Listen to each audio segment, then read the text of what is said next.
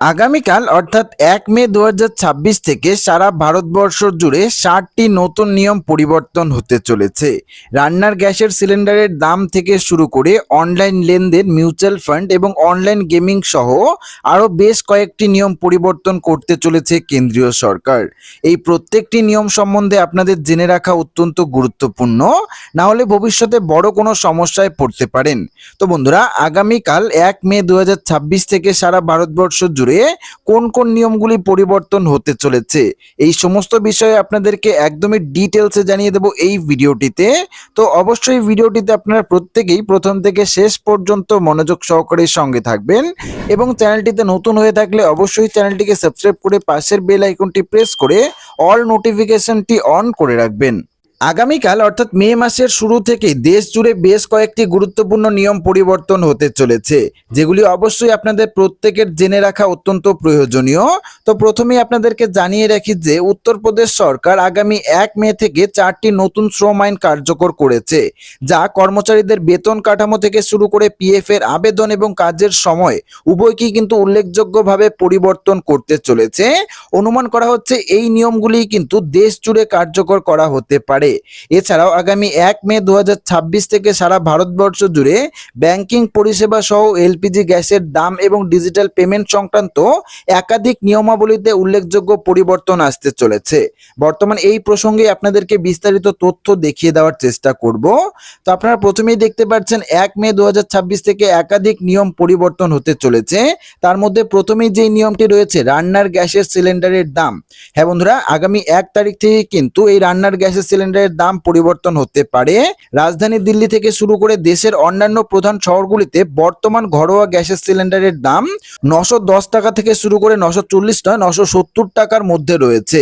যদিও সরকার আগামী মে মাসের জন্য গ্যাসের দামে নতুন করে কোনো মূল্য বৃদ্ধির ঘোষণা করেনি, কিন্তু বিশ্বব্যাপী উত্তেজনা এবং হরমুজ প্রণালীতে সরবরাহের বিঘ্নিত হওয়ার কারণে অপরিশোধিত তেল ও গ্যাসের দাম যে কোনো সময় কিন্তু পরিবর্তন হতে পারে। দ্বিতীয় যে নিয়মটি রয়েছে ডিজিটাল পেমেন্টের জন্য সুরক্ষার নতুন স্তর অর্থাৎ 2 ফ্যাক্টর অ্যাথেন্টিকেশন চালু হচ্ছে এই মাস থেকেই।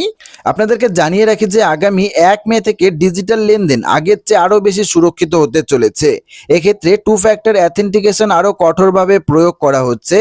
এর মানে হলো ইউপিআই বা নেট ব্যাংকিং ব্যবহার করার সময় ব্যবহারকারীকে বারবার ওটিপি বা পিন বা বায়োমেট্রিক ভেরিফিকেশন কিন্তু দিতে হতে পারে। এছাড়া আপনি যদি কার্ড ছাড়া ইউপিআই ব্যবহার করে এটিএম থেকে টাকা তোলেন, সেক্ষেত্রে কিন্তু সেটি আপনার ফ্রি ট্রানজ্যাকশন লিমিটের মধ্যে গণ্য করা হবে এবং এক্ষেত্রে কিন্তু লিমিট শেষ হয়ে গেলে প্রতি ট্রানজ্যাকশনের জন্য আপনাকে অতিরিক্ত 17 টাকা থেকে 21 টাকা পর্যন্ত চার্জ দিতে হতে পারে। 3 নম্বর যে নিয়মটি রয়েছে মিউচুয়াল ফান্ড সম্বন্ধিত নিয়মও কিন্তু পরিবর্তন হতে চলেছে। যারা মিউচুয়াল ফান্ডে বিনিয়োগ করেন তাদের জন্য একটি বড় খবর রয়েছে।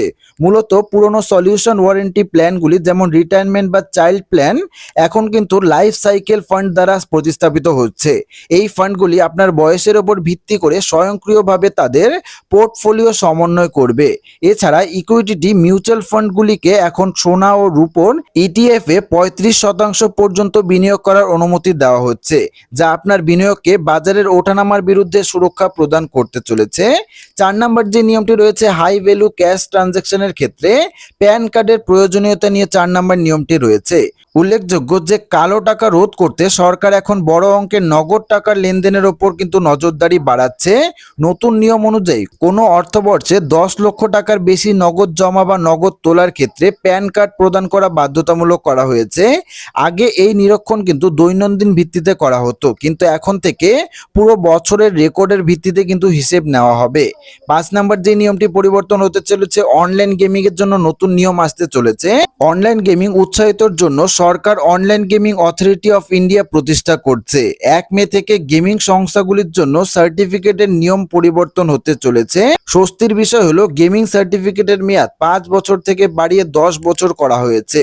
এর ফলে কোম্পানিগুলি বারবার রিনিউয়ালের ঝামেলা থেকেও কিন্তু মুক্ত পেতে চলেছে। 6 নম্বর নিয়মটি রয়েছে ট্রেডারদের জন্য খরচ বৃদ্ধি। আপনাদেরকে জানিয়ে রাখি যে শেয়ার বাজারে ইন্টারডে ট্রেডিং এখন আরো কিন্তু ব্যয়বহুল হতে চলেছে। আগামী 1 মে থেকে সিকিউরিটি ট্রানজ্যাকশন ট্যাক্স ট্যাক্সের হার কিন্তু বাড়ানো হয়েছে।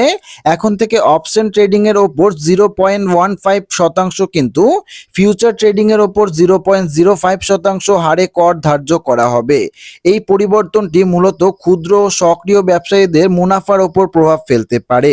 7 নম্বর যে নিয়মটি পরিবর্তন হতে চলেছে আপনারা দেখতেই পাচ্ছেন, সোভেরিন গোল্ড বন্ডের জন্য নতুন কর সংক্রান্ত বিষয়ে উল্লেখযোগ্য যে গোল্ড বন্ডের বিনিয়োগকারীদের জন্য ট্যাক্সের নিয়মে একটা বড় পরিবর্তন আনা হয়েছে।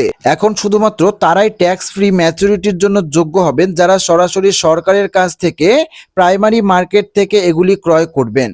অর্থাৎ যদি আপনি এগুলি অন্য কারো কাছ থেকে বা স্টক মার্কেটের সেকেন্ডারি মার্কেটের মাধ্যমে কেনেন, সেক্ষেত্রে কিন্তু আপনাকে ক্যাপিটাল গেইন ট্যাক্স দিতে হতে পারে।